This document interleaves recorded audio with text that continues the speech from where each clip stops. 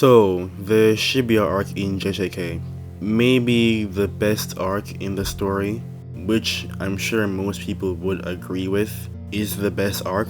So in this video, I just want to go over why I think it's the best arc. So this video will be more unscripted. As usual, like and subscribe if you enjoyed, typical YouTube thing.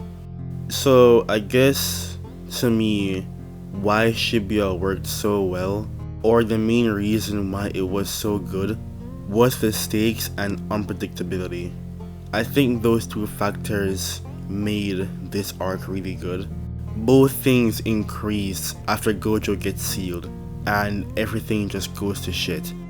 It's that sense of not knowing what's coming next is what made this arc really good for me.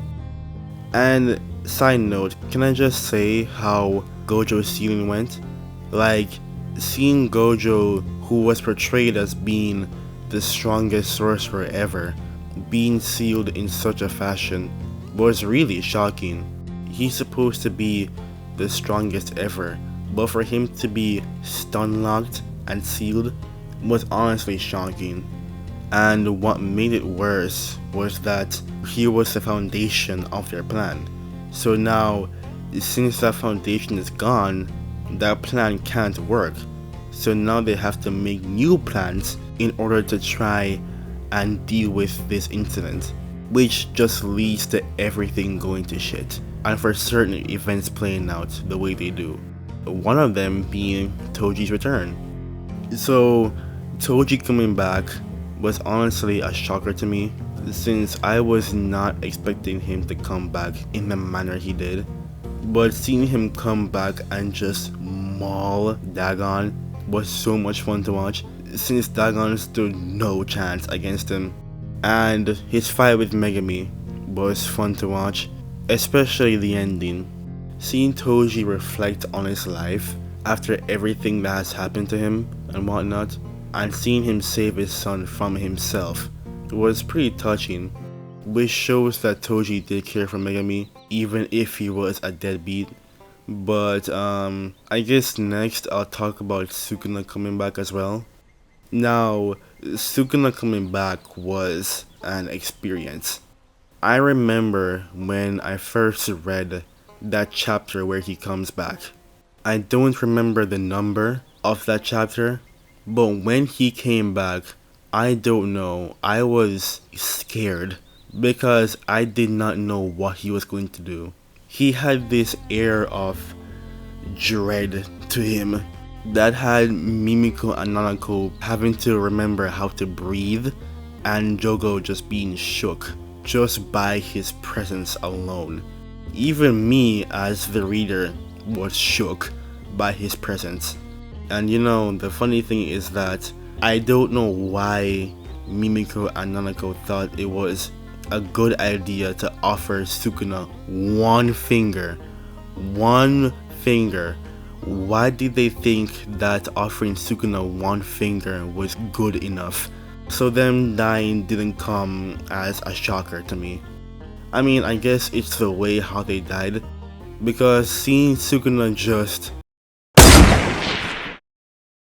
and then Sukuna being chill with Jogo, only to beat his ass right after, and then his fight with Maharaga, destroying Shibuya and whatnot, all of that was very fun to watch. So I guess next I'll talk about Nobara and Nanami's deaths. So Nanami's death, I did like. Since we've spent some time with him, we've understood what he's about, And Nobara, that one actually kinda made me tear up, not gonna lie.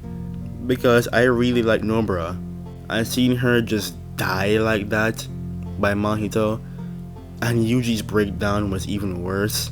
It was very sad.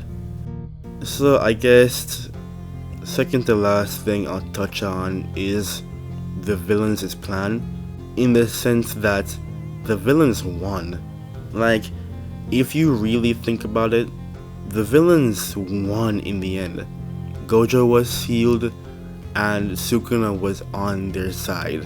Even if they did lose some of their team members, the villains still won, which I think is what also added to Shibuya's greatness. The villains won, and it worked because everything beforehand was building up to them winning.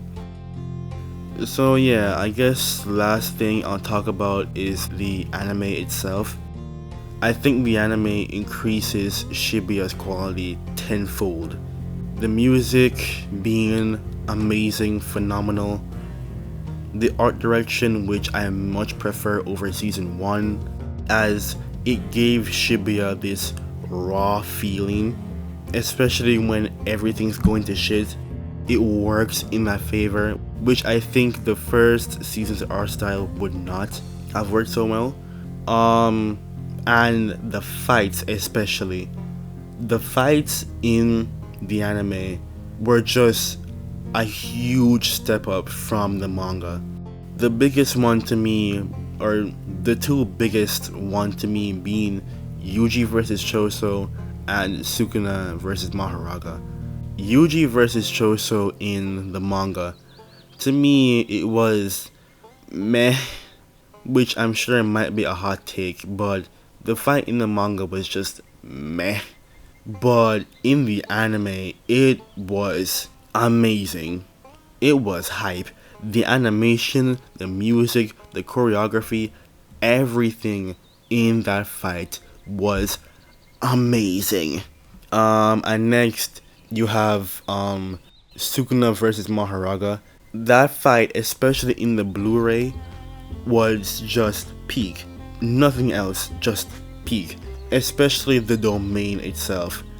That domain part was an experience.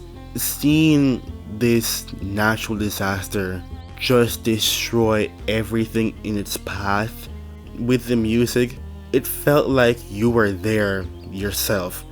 Because it's like, can you imagine if you yourself were there during Shibuya and seeing everything just be destroyed in the blink of an eye? Like, what do you do? The domain's destruction just felt so visceral and real, especially the music, which complements Sukuna so much, and with the cherry on top being the fuga. So yeah, I think that's everything I wanted to go over. There's probably a lot of stuff I missed or didn't talk about, I'm sure. There's a lot. But even with that, those are my thoughts as to why Shibuya to me is the best arc. The tension, the stakes, the unpredictability, the animation in the anime, everything. So I guess that'll be it for me today. I do want to do more of these videos, so, and not just on JJK, but on other animes, just these unscripted talks. So if you guys do enjoy this format, just let me know by liking and commenting. I love to hear your guys' opinions as to why you think Shibuya might be the best arc or the worst arc or a mid arc, anything. So yeah, so with that being said, like and subscribe if you enjoyed, all of that. So with that being said, I'll see you all in the next one. Alright, peace.